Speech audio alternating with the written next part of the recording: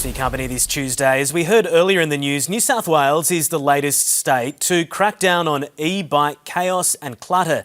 The government today announcing a $6 million funding program to install bike parking bays in local councils, as well as no-go and go-slow zones. Joining us on the debrief to discuss it today, Em Tressiter from SAFM in Adelaide and Josiah Sharla from 101.9 The Fox in Melbourne. Good afternoon to both of you. Josiah, let's start with you. Are e-bikes out of control? Yeah, well, we're seeing it in the news almost daily at the moment, aren't we, Hugh? I know in Victoria, the city here cracked down on the scooters, so they're banned completely. So in Victoria, we do like to ban things pretty quick. At least New South Wales, I don't mind this approach. It's quite measured. It's like, all right, let's let everyone still try and be responsible, but also put certain measures in it. So it's a good idea. Well, the rest of the country will be waiting and seeing how it goes, but it has become a bit of a Wild West, all the e-bikes. I'm an owner of a private one myself and I fang it. I love it, but I'm also 36 years old. We've got these kids that, you know, their frontal lobes haven't developed yet, and, you know, the rest is history, what we're seeing. Yeah, we'll pay a bit more for this, about 60 cents per ride. Em, do you think there needs to be a bit of control? There's some geo-zoning that goes on in other parts of the world. Yeah, I think a bit more control is definitely warranted. I personally also love a bike ride. I don't wear Lycra myself, but I applaud those who do.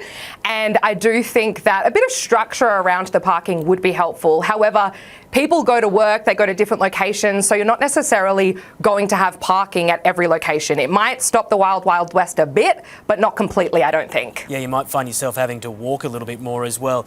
Moving on, students at a private school in Melbourne have been ordered to take down an online petition protesting against a change that would see their school day extended by up to 45 minutes. Right now they finish at 2:35 in the afternoon on a Monday and 3:05 the rest of the week. This would see them finish at 3:20. Is it all about student power, or is it a case that schools aren't really a democracy, Em? I think that we can totally understand why these students are outraged by having to be at school a little bit extra. Anyone that has been a student would feel the exact same way. I think the problem is the school, it seems like, hasn't necessarily consulted the students before they've made this decision.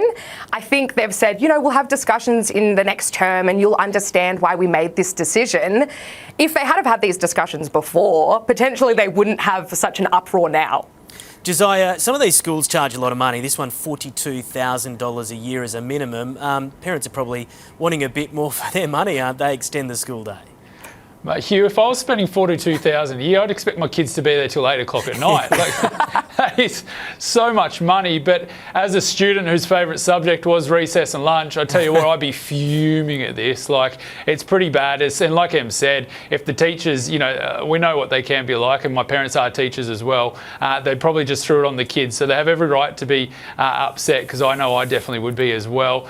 Maybe an approach with the parents, having a bit of back and forth would have been a bit nice, and we wouldn't have seen online petitions. But even the fact that they told them to take it down, that sort of level of control just makes students more angry, or me anyway. Yeah, communication can help. Hey, finally, scientists have settled some of the most common household debates, ranging from condiment storage to laundry. So let's go through some of them. Condiments like tomato sauce, fridge or cupboard, guys?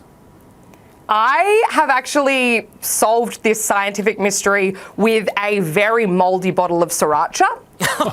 It has to go in the fridge, guys. Josiah, where do you stand? Yeah, I have this problem. It's so obvious. It says it on the label. This one kills me. It literally says open, then refrigerate, but people still leave it in the cupboard. And I go, it really bugs me, this one, because I think the instructions are pretty clear. In the cupboard, and then you open it, goes in the fridge. Shoes on or off, Josiah?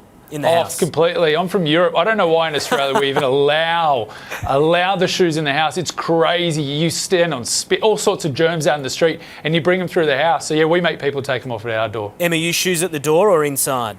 I'm sorry, Josiah, I just wear the shoes till the moment I sit down. So if that's 5 minutes or 45 minutes, I've got the shoes in the house. I'm so sorry. Okay, and how many days until you wash a towel, Em? This has made me feel really bad about myself, to be honest with you. I definitely need to wash my towels more as well.